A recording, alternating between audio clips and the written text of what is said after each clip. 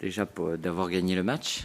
Et puis après, comme on pouvait le penser, c'était un grand moment de communion avec les gens qui étaient là. Voilà, beaucoup de bonheur, de joie intense à partager. Donc on attendait ce moment-là et il a eu lieu et ça restera évidemment gravé dans toutes nos mémoires parce que émotionnellement c'est vraiment quelque chose de très très fort, quoi. Du coup, est-ce que vous avez l'impression d'avoir revécu un petit peu les moments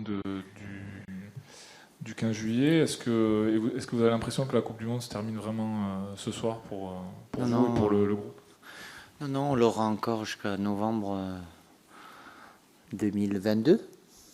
Mais il y aura des matchs d'ici là. Je ne vais pas dire que ça s'arrête là, mais c'était notre premier match ici au Stade de France. On ne va pas faire la même chose le rassemblement prochain, mais voilà, d'avoir cette ambiance, ce stade plein, comme c'est très souvent le cas, et avec ce tifo, c'est un contexte qui est fantastique et dont les joueurs, évidemment, ont besoin de ça, cette ferveur, cette passion qui nous a accompagnés avant, pendant la Coupe du Monde et évidemment après. Oui, Didier, salut. Tu as redit un mot à chacun de tes joueurs après le match. Est-ce que c'est quelque chose que pour chacun d'entre eux tu avais préparé ou c'est la totale improvisation? Non, je prépare pas tout, pas ça. Mais après, ça dépend. C'est surtout de dire merci à chacun d'entre eux. Parce que c'est eux les acteurs, c'est eux sur le terrain. Donc, et puis après, ça dépend des fois, comme ça vient. Mais c'est surtout voilà, leur témoigner ma fierté, ma reconnaissance par rapport à ce groupe de 23, ce qu'il a réalisé, qui est fantastique, je le répète, durant cette Coupe du Monde. Forcément, c'est pas évident de préparer un match comme ça. On en a eu un il y a 3 jours. Voilà, sincèrement, j'ai aligné le 11 même à partir du moment où aucun d'entre eux n'avait un souci pour débuter le match. Je ne me voyais pas humainement par rapport au fait que voilà, c'est le premier match au Stade de France, que j'en enlève 1, 2, 3, 4. Pourquoi cela et pas d'autres? Donc voilà, j'ai privilégié ceux qui ont beaucoup joué durant cette Coupe du Monde, ceux qui ont commencé la finale, mis à part Hugo qui était blessé. Donc oui, après la fin de match, même si on a réussi au mental à l'arracher, on aurait pu prendre l'avantage avant aussi. La fin de match, oui, physiquement, parce que les joueurs ne sont pas prêts encore, ne sont pas au meilleur de leur forme, mais sur l'état d'esprit, le mental. Et puis bon, on a Kylian qui a marqué, Olivier, c'est important pour lui. Ça faisait un long moment qu'il courait après ce but. Donc c'est la soirée parfaite parce qu'on a gagné. Et puis parce que derrière, on a pu fêter ça l'esprit libre aussi. Et puis dans notre compétition, on a 4 points. Donc c'est un bon départ. Didier, est-ce que vous avez été surpris que N'Golo Kanté reçoive peut-être l'ovation la plus forte ce soir? En général, c'est les joueurs offensifs qui sont le plus célébrés. Je sais pas, j'ai pas mesuré le. En tout cas, il était très très puissant. Oui, mais parce que c'est NG, il est tellement discret. Voilà, on l'entend pas, mais tout le groupe l'adore. Il sourit tout le temps. Voilà, c'est un petit bonhomme, mais.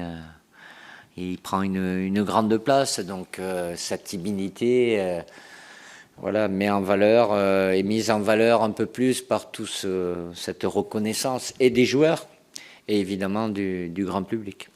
Comment tu as trouvé justement Olivier, t'en parlais à l'instant, il a eu un match compliqué, il marque. Est-ce qu'au niveau mental il t'impressionne encore, toi qui le connais parfaitement? Non, il est comme ça, il est dans le combat, il réussit pas tout, c'est pas évident non plus par rapport à la densité qu'ont mis ces Pays-Bas avec un bloc très bas, mais voilà, il serait pas là, il serait pas arrivé où il est arrivé sans avoir un gros mental et une force de caractère. Ça n'a pas été simple pour lui, mais aujourd'hui il a 32 buts et voilà, comme je l'ai dit avant le match.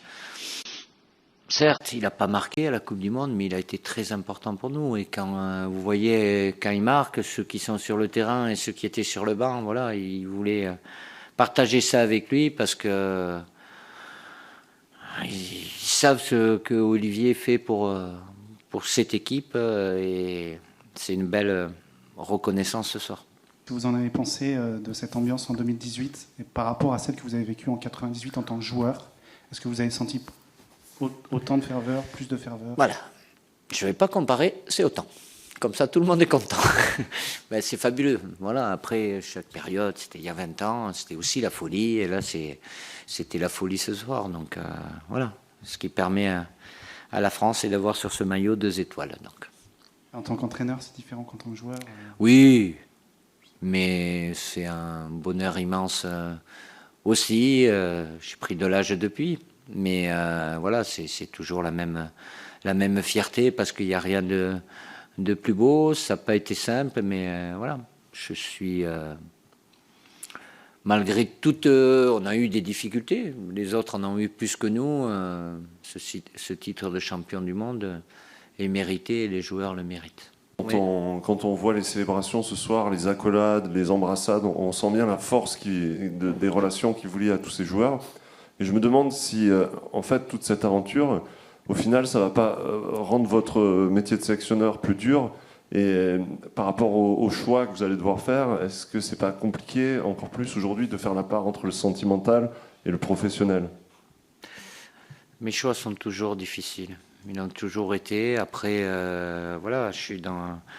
au haut niveau, les joueurs aussi, évidemment que ces 23 ont vécu quelque chose de fabuleux. Après, si eux, ils sont pas, comme je l'ai dit, à leur meilleur niveau et qu'il y en a d'autres qui y sont, et je pense que ça peut apporter un plus, pourquoi pas? Bien évidemment, la porte restera ouverte. Maintenant, ce groupe, il se connaît bien. Plus il y aura un noyau dur le plus important possible, par rapport à ce qu'on a vécu, c'est quand même quelque chose sur lequel on peut s'appuyer et préparer l'avenir aussi.